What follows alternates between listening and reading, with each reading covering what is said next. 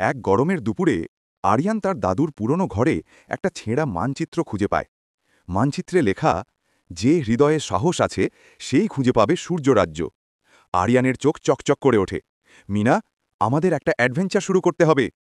পরদিন ভোরে তারা ব্যাগ গুছিয়ে, কম্পাস হাতে আর কাবোকে নিয়ে যাত্রা শুরু করে।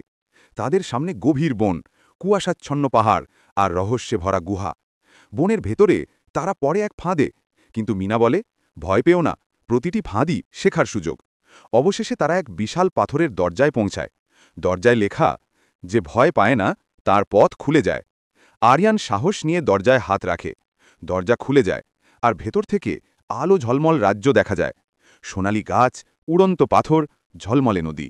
ছায়ারক্ষক তাদের সামনে এসে বলে, তোমরা প্রমাণ করেছ, সত্যিকারের ধন মানে সাহস, জ্ঞান আর একে অপরের প্রতি বিশ্বাস। রাজ্য আবার জীবন্ত হয়ে ওঠে, আর কাবো চিৎকার করে ওঠে, অভিযান শেষ, কিন্তু গল্প এখনই শুরু।